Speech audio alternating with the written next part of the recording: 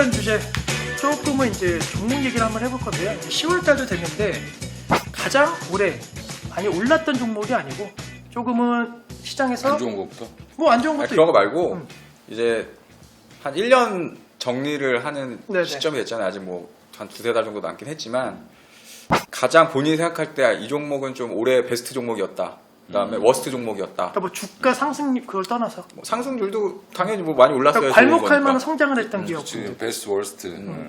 차장님께서는 베스트로는 일단은 뭐 아모레 퍼시픽이 가장 베스트였고 그것 효과 때문에 화장품주들이 연초에 이제 어마어마하게 달리는 모습을 보여줬고 그 다음에 후발주자로 이어간 게 바이오였고 이제 중간에 화장품 먼저 바이오 다음 이런 식으로 이제 움직였다라고 보고 그럼 아모레 퍼시픽.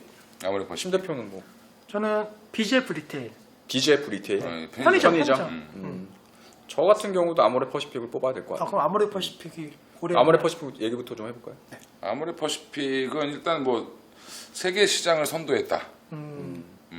엄청난 평가를 주시는데. 뭐 아니, 시세이도보다 밸류에이션이 높았으니까. 예. 시세이도가 30배밖에 안 주는 때 우리 아모레 퍼시픽은 45배까지 가고 이랬으니까 거의 50배 근처까지 갔던 상황인데 사실은 아모레 퍼시픽은 여전히 성장성이 남아 있는 회사고 그게 왜 그러냐면 그 전에 아모레 퍼시픽이 처음 올라간 건 내방한 중국인들이 많이 사가서 올라간 거예요.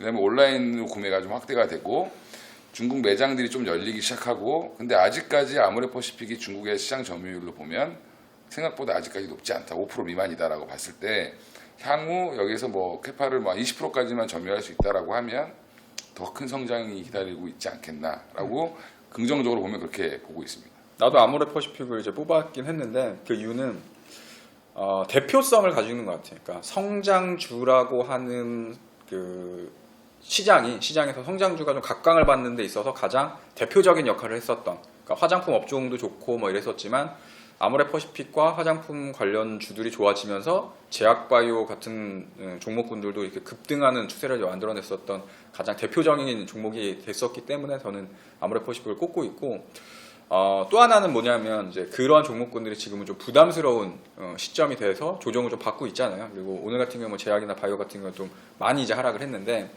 그게 이제는 조금 다른 분위기로 가야 되는 데 있어서의 또 대표성을 보여주지 않을까 이렇게 좀 생각을 하고 있어요. 두 분 다 아모레 퍼시픽은 좀 더 뭐 지금까지 올라왔던 것보다 더 아니, 뭐 올라갈 수 있다. 지금 매수 타이밍이라고 하는 게 아니라 향후 또 지켜봐야 된다. 그러니까 오리온과 같이 또 한번 리레이팅이 다시 한번 나올 수도 있다라는 측면으로 좀 봐야 되지 않겠냐. 뭐 조 대표님 얘기한 것처럼 대표성이기 때문에 아모레가 부러지면 화장품 전체가 부러진다고 봐야 되는 거고 그리고 결국에는 뭐 한미약품이 부러지면 제약바이오가 부러진다고 봐야 되는 그런 상황이기 때문에 그런 종목들은 내가 투자를 하지 않더라도 항상 관심 종목에서 보면서 BGF 리테일은 왜? 우선은 편의점에 대한 인식이 좀 많이 바뀐 것 같아요. 편의점을 좀 좋아하는 것 같아요. 편의점 자주 가요. 그게 아니라 삼각김밥으로 다이어트 하나 봐. 비타오백 좋아하던데? 비타오백 좋아하죠. 근데 뭐 광동제약을 사야지. 광동제약을 골랐어. 근데 요즘에는 또 비타오백 안 먹고 오로나민? 오로나민 씨.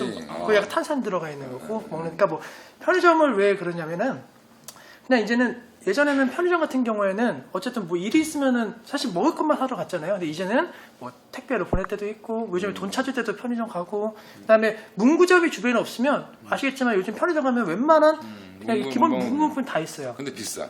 그렇죠. 비싸긴 한데 어쨌든 한두 개 살 때는 그렇게 그래서 문구점까지 저 멀리까지 가기는 좀 애매하고. 문구는 알파 문구가 그냥 다 장악한 것 같고. 그렇죠. BGF 리테일도 아모레 퍼시픽이 아니었으면 그렇게 못 갔어. 그렇죠. 그렇죠. 그 힘을 다 받아서 걔네들이 다 뜬 거야. 성장주로. 근데 이제 제가 왜 편의점이라 그랬냐면 사실 편의점이 한 1, 2년 전까지만 하더라도 너무 이제 과포하다. 이미 동네마다 다 들어가 있기 때문에 성장을 못한다라는 얘기를 했어요. 근데 오히려 2차적으로 큰 성장을 한 거죠. 한번 우리나라에서 편의점이 콱 늘어날 때 한번 1차 성장 크게 하고 이제는 2차 성장이 되는 과정에서 주가가 이렇게 시장님이 강할 수 있었기 때문에 뭐 편의점 관련된 종목군들에 대해서는 앞으로도 좀 봐야 되지 않을까. 근데 이게 한 2, 3년 전에 1인 가구 수혜주에서 뽑았을 때 그러니까 우리 저희 지점에서 굉장히 심도 있게 연구를 해서 편의점주가 갈 거다. 그때는 BGF 리테일이 상장을 안 했을 때. 그래서 GS 리테일 이걸 봐야 된다 이렇게 했었는데 6개월 동안 안 움직이니까 그치. 그냥 버려놨는데 갑자기 어느 순간부터 막 이렇게 날아가는 그런. 사실 또 BGF 리테일도 신규 상장주들이 막 잘 나가는 시점에 같이 또 맞물려가지고 올랐었던 부분들이 있어서 아다리가 잘 맞았죠. 만약에 지금 그러면 일단 뭐 지금 현재 보는 분위기나 이제 주가 상승률이나 이런 것들로 봤을 때는 최고 베스트긴 한데 만약에 보유하고 있는 사람의 입장에서라거나 아니면 그 종목에 관심 있어서 좀 매수를 하고 싶어하는 사람에 대한 뭐 주가 전망, 뭐 회사는 계속 좋아질 것 같긴 한데 아니, BGF 둘 다. 그러니까 제 개인적으로 먼저 BGF 리테일을 말씀을 드리면 사실 편의점 가맹주 있잖아요. 돈을 못 버는 구조긴 맞아요. 그 말은 편의점 본사는 돈을 버는 구조예요. 물론 그게 무슨 뭐 규제가 나와서 바뀌지 않는 이상 어쨌든 편의점 유통 본사는 돈을 버는 구조라는 점. 그렇기 때문에 영업이익률 앞으로 크게 좋아지는 않겠지만 어렵다 얘기하지 말고 그러니까 주가가 더 갈 것 같아. 더 갈 것 그러니까 같고 그 사야 된다. 아모레퍼시픽은 제 개인적으로는 조금 나 바닥에는 네페스를 사는 게 나을 것 같아. 네페스 너무 많이 올라서 요새. 더 많이 올라갔고. 그러니까 화장품은 제가 그때도 한번 말씀을 드렸지만 아모레퍼시픽이 갖고 있는 화장 브랜드가 되게 많은데 어쨌든 중저가 브랜드예요. 중저가 브랜드는 고객 이탈률이 되게 많아요. 조금만 더 싸고 조금만 더 고가야. 아모레퍼시픽은 고가야. 제가 아는 고가, 완전 고가. 비싼 그러니까 아모레퍼시픽이라는 브랜드가 있어. 근데 그 브랜드 자체는 완전 고가 라인이고 라인이 여러 개 있는데 그죠, 중국 예. 사람들이 제일 좋아하는 라인은 중저가잖아요. 아모레퍼시픽 고가 라인을 아, 좋아. 고가인가요? 고가 라인을 좋아. 저 이거 처음 들어요. 뭐 아이오페나 뭐 설화수 뭐 이런 라인을 좋아하겠지. 근데 명품은 사실 아니잖아요. 아이오페가 중저가 라인이고. 어렵게 비싼 거 아니야? 화장품 그 공부를 아, 잘 안 설화수는 좀 비싼 라인이지. 했는데. 예, 설화수도 약간 고급 라인이고. 근데 원래 그 아모레퍼시픽이 떴던 게 아이오페 선전할 때 외국의 그 슈퍼모델이 이렇게 백 쇼핑백 들고 나와서 그때부터 아이오페 하면서 아모레퍼시픽이 뜬 거잖아요. 근데 이게 떴던 이유가 중국에 아모레퍼시픽이 이미 진출해 있었는데 한국에 와 보니까 중국 가격보다 싸니까. 일단 한 30% 이상 싸고 거기다가 또 면세를 가면 거의 반값이거든 걔네들 입장에서. 그러니까 그러면 쓸어갔던 그러면 거지. 만약에 그 아모레퍼시픽을 얼마 정도 오면 사고 해야겠다. 지금 약간 좀 아모레퍼시픽이 올랐다가 한 약간 30만 원 초반 정도만 밀린다라고 하면 뭐 30만 원 정도 선에서 좀 고에서 뭐 한번 깬다든지 뭐 이렇게 하면 다시 한번 매수를 해야 되지 않나. 그러면 지금에서 얘기하자면 30만 원 정도까지는 내려갈 수 있는 확률이 내려갈 있다. 수 있다. 그럼 팔아야지. 아니, 그러니까 지금 갖고 있는 사람은 팔아야 되는데 문제는 다시 재매수 들어갈 사람들은 기다렸다가. 그렇게 기다렸다가 그러니까 들어가. 갭이 지금 대략 한 40만 원에서 30만 원 정도면 이제 사는 거고 이제 또 다시 이제 당분간은 30에서 40 정도의 박스권을 좀 형성하지 않겠나. 그리고 또 한번 이제 중국에서 뭐 점유율이 높아진다든지 뭐 아니면 BGF는요. 뭐 실적이 확 좋아진다든지. BJF는 사실 좀 약간 끌어다 쓴 거 아니냐. 일본 상황을 좀 끌어다 썼는데 편의점이 더 확대될 것이다. 그러면 이제 어디로 확대될 것이냐를 봐야 되는데 이미 도시는 포화 상태고 제가 봤을 때 우리 동네에 우리 집 반경 500m 안에 3개가 있으니까. 근데 이제 문제는 일본 같은 경우 제가 일본 여행을 좋아해서 많이 갔었는데 진짜 허 벌판에 농촌 입구에도 우리나라 그래서 구멍가게 팔을 하는 거야. 별로 안 좋다는 얘기인 거죠. 나는 지금은 주가로 좀 봤을 때. 부담스럽지 않냐. 저는 둘 다 팔아야 된다고 봐요. 딱 부담스럽지 잘라서 않냐. 이제는 먹을 수 있는 폭이 더 없기 때문에 차라리 좀 많이 떨어져서 덜 올라 있고 좋아지는 걸 사는 게 이제 먹을 수 있는 폭이 좀 많아질 것 같고 그럴 거면 나 같으면 팔고 다른 걸 옮겨 타는 게 나을 그럼 것 이제 올해 편의점 화장품이 엄청 컸는데 그럼 이제 다른 걸 사셔야 된다고 했는데 어쨌든 아직 시기는 안 왔지만 2016년도는 어떤 산업이 뜰 거라고 예상을. 난 모르지. 다만 그 주식은 다만 예- 이제 예- 보는 게 있지. 주식은 예측하는 게 아니라 대응하는 거고. 다만 내가 보는 것들이 있기 때문에 그거는 다음에 시간이 나면 내가 개인적으로 알려주던가 방송에서 알려주던가. 그러면은 지금 어쨌든 이거 오른 거잖아요. 뭐 팔고 이런 건 이제 행복한 고민인 거고 손실이 크게 난 최악의 종목은 최악의 종목 많지. 딱 하나만 꽂아주시고. 일단 시가총액 그 상위 종목들 중에서 갑자기 순위에 없어지는 종목들은 뭐 최악이었던 거고. 그 먼저 한번 얘기해 봐. 대표. 저는 뭐 배신감이 컸던 종목 대우조선해양. 대우조선해양. 그쵸. 아, 욕 많이 하는. 일단 우중형이 그 물러날 때부터 이제 대우는 약간 좀 배신감이 항상 있는 건데 대우조선해양만 좀 산업은행이 갖고 있으면서 되게 잘 운영이 되다가 뭐 결국엔 뭐 그렇죠. 예. 그 지금 업황도 별로 안 좋긴 했지만 실질적으로 이제 뒤통수 그쵸. 같이 맞았었던 부분에 있어서 아마 울분의 화를 토하시는 분들이 많을 것 같고 또 제가 아시는 분들은 그때 뭐 이렇게 보면 우리나라가 항상 뭐 조선 1인데 대우조선이 뭐 한 빅스가. 3만 원 사면은 이제 올라가더라 해서 3만 원 정도 오면 사고 한 3개월 기다리면 한 3만 원, 6천 원, 한 8천 원 가면 또 팔고 또 주식 안 하시다가 또 대우조선 3만 원 됐어 그러면서 샀던 분들이 계신데 지금은 뭐 이제 6천 원, 7천 원 정도까지 이제 하락을 했으니 참 뭐 다른 조선주들도 힘들긴 힘들지만 특히나 좀 들려오는 얘기들이 좀 안 좋은 것들이 많아요. 그리고 그래서 3만 원에 팔아가지고 욕 엄청 먹었다니까 손님한테. 본전인데 팔아야 된다. 네. 본전 다시 안 올 수도 있다. 팔았다가 욕 먹었는데 요즘에 그분 되게 조용하시네요. 5분의 1 토막을 막아주신 거네요. 대우조선해요. 그럼 어떻게 해야 될 것 같아요 만약에? 저는 솔직히 고객 중에도 대우조선해양 3억치 들고 계신 분이 있었어요. 물론 뭐 많으면 많고 적으면 적고 3억이 지금 쪼그라서 지금 1억도 안 되죠. 그렇죠. 1억도 안 되고 어쩔 저는- 수 없네 그럼. 들고 갈 수밖에 없는 거 아니야? 근데 물론 솔직히 팔라고 해서 올라가면 이제 그 감당이 안 되니까 강하게는 얘기를 못 하는데 속으로는 팔아갖고 옵션 해야 되겠네. 저기 뭐 차장님 어떻게 생각해? 나는 지금이라도 팔아야 된다. 생각. 팔아야 된다. 나는 지금은 좀 사야 될 것 같아. 조선업종을 보고 아니면 대우조선해양만 보고 뭐 다. 근데 사실은 이게 완전 모럴 해저드거든. 대우조선해양을 보면 아마 코스닥에 한 시가총액 3천억짜리가 그 짓을 했으면 상패. 대우조선해양 상장 폐지 요건을 갖췄는데도 불구하고 워낙 그 관계자들이 많기 때문에 주인 없는 회사였기 때문에 이거를 상패를 못 시킨 거거든. 정확히 정책적으로 못 시킨. 여기서 상패를 시켜버리면 어마어마한 돈들이 날아가 버리니까.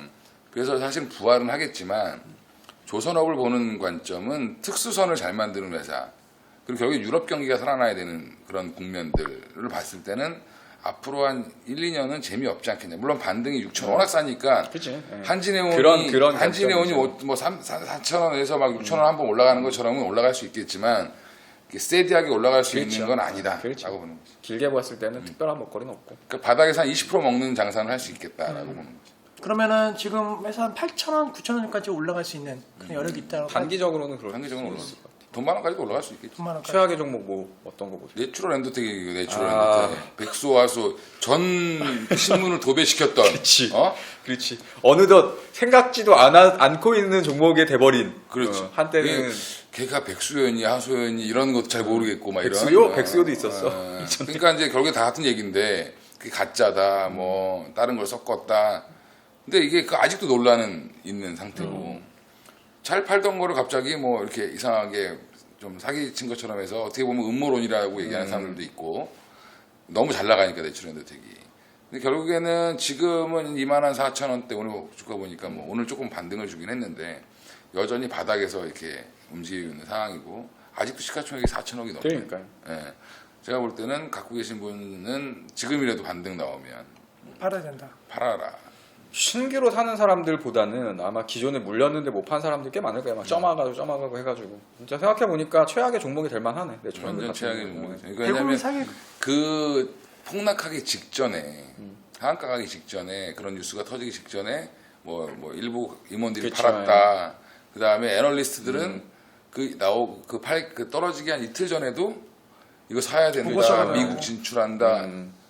걔네들 지금 그 조그맣게 써있잖아. 투자는 알아서 하는 거다. 이런 것 때문에 지금 살아남아 있는 거지. 그 완전 매장시켜야 되는 거지 사실은. 그러니까 그런 피해를 엄청나게 보는 거죠. 정확히 얘기하면. 결국엔 애널리스트들도 믿으면 안 된다. 진짜 그때 한창 막 핫했지. 막 점화 가고 막 3만 원인가 얼마에서 뭐 세게 거래량 터지고 한번 반등 주니까 그때 다 파는데 개인들만 막 받아왔다 해가지고 막 들어갔다가 또 빠지고 해서 8,000원대까지 빠지고 거기서부터 또 한 3만 원 근처까지 또 8,000원에 사가지고 또 3만 원, 2만 5천 원대 이렇게 파신 분들도 있어요. 그러니까. 아, 그건 나도 못하겠던데 그런 걸로 하시더라고. 어떤 분들은. 참 최악의 종목이 될 만하네. 대표님 저는 포스코. 올해도 제약. 대표님 저는 포스코. 올해도 제약. 작년에도 제약. 이게 알바닥을 자꾸 안 만들어주는 바닥을 좀 바닥인 잡아줘야- 것 같은데 또 깨지고 또 깨지고. 이번에 또 실적이 적자가 나오면서 약간 그런 거고 제가 볼 때는 이제 포스코는 좀 사야 되지 않겠나. 그죠. 저도 이제 사야 된다라고 보는데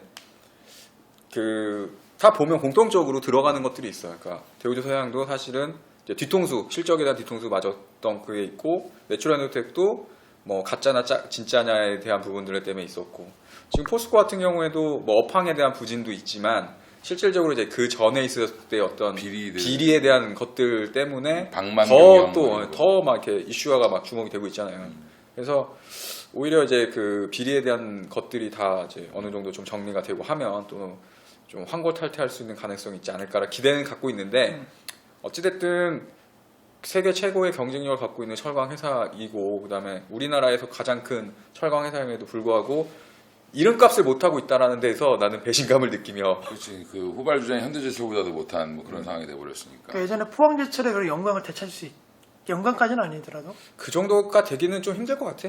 근데 이제 좀 잘 안정화되고 경영만 잘 되고 뭐 유럽이나 이런 경기가 좀 좋아지고 하면 중국도 이제 철강업체들이 문 닫는 데도 좀 생기고 이러면서 이제 밸런싱을 좀 되면 옛날에 일본의 신일본 제철 이런 것처럼 배당주 형태로 해서 조금 이렇게 끌어올릴 수 있는 그런 것도 있고 또 지금 최근에 보면은 그 유가 올라오면서 정유화학 업종도 좀 좋아졌기 때문에 철강 업종도 어떤 회복이 되는 좀 이렇게 바닥을 찍고 이제 업황 자체가 좀 터닝할 수 있는 그렇다고 옛날처럼 막 고성장 시대로 가긴 좀 힘들지만 기업 가치보다 분명히 싸긴 싼데 거기서 더 떨어지는 건 뭐냐면 이제 비리와 관련됐었던 어떤 그 실망감 이런 부분들이 좀 강하게 좀 작용을 하고 있는 것 같아요. 그러니까 한 30만 원 다시 가져야 되는데 이거 참 이게 우리 손님 30만 원 사갖고 계속 빠져갖고 지금 뭐 아유. 제가 좀 정리를 한번 해드리면은 이제 올해 정리 타임? 정리 타임. 정리해주세요. 네. 최고의 이제 종목은 아모레퍼시픽으로 이제 많은 분들께서 뽑아주셨고. 왜 BGF 레프도 좋지?